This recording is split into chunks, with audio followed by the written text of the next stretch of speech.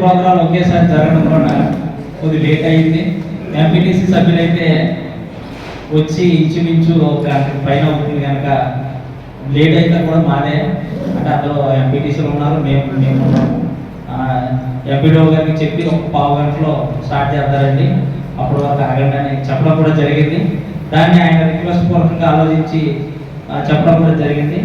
అలాగే ఇప్పుడు జరుగుతున్నటువంటి సర్వసభ్య సమావేశంలో గతంలో ఏమైతే మనం గౌరవ ప్రతినిధులు ఎవరైతే ఏ క్వశ్చన్స్ అయితే వేశారో దాని మీద ఎంతవరకు సమంజసం జరిగింది, ఎంతవరకు జరగలేదు అనే దాని మీద ఒకసారి, అంటే స్థానికంగా ఉన్నటువంటి సర్పంచ్ ఇప్పుడు ఎంపీటీసీనే మాట్లాడతారు కనుక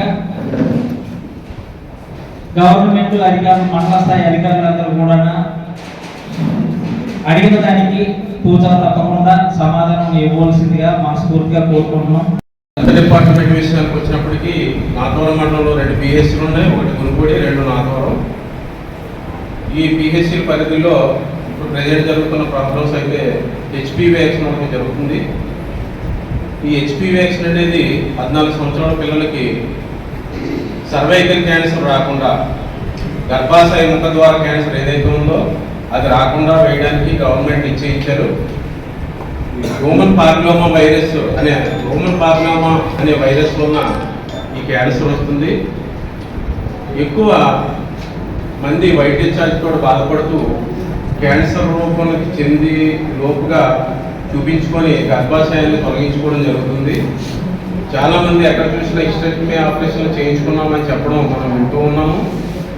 అలాంటి పరిస్థితి ఎప్పుడు రాకుండా ఉండడానికి గవర్నమెంట్ వారు ఏం చేశారంటే 10,000 రూపాయలు ఖరీదు చేసేటువంటి వ్యాక్సిన్ని మనకి ఫ్రీగా సప్లై చేశారు. ఎంపీయూ 1064, ఎంపీయూ 1318, ఎంపీయూ 1262 అనే 4 రకాల నిర్ణయం పెట్టడం జరిగింది. 1440 సెంట్రల్ నిర్ణయం పెట్టాము. అందులో 1307 సెంట్రల్ మనకి ప్రతి ఆర్ఎస్కేలో కూడా మనకి రిపోజిషన్ చేయడం జరిగింది. మిగిలిన కూడా మనకి అవసరమైన తెప్పించుకున్న మేము మార్చడం జరిగింది. ఈ విత్తన దీనికి సంబంధించి ఏంటంటే జనరేషన్ వంశాలు పెట్టడం జరిగింది ప్రతి ఆర్ఎస్కేలో కూడా. అదేవిధంగా ఐఏఎల్ ఇంటిగ్రేటెడ్ ఎనర్జీస్ ప్రగతి అయితే ఉంది. ముఖ్యంగా వచ్చేది వర్షాకాలం కాబట్టి మనకి మన మండలంలో 200 ఎకరాల వరకు పంటల తోట వేసుకోవడానికి ప్రభుత్వం అవకాశం కల్పించింది మన మండలానికి.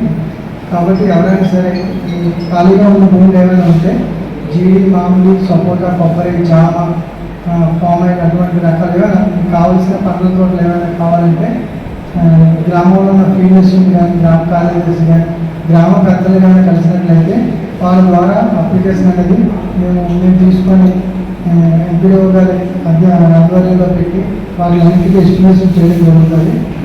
ఎవరైనా రైతులు ఈ పథకాన్ని సద్వినియోగం చేసుకోవాలి. ఎందుకంటే 100% సబ్సిడీ అండి. బోర్డు తీసిన దగ్గర నుంచి మొక్కలు కానీ, మొక్కలు ఉండడానికి, దుక్కు దున్నడానికి, అందులో అంతర పంటలు వేసుకోవడానికి వివిధ రకాలుగా ఉపాధాన్ని పరిపాలించి మనం రైతులకి లబ్ధి చేకూరుస్తున్నాం. కాబట్టి రైతులందరికీ తెలియజేయాలని కోరుకుంటున్నాం సార్.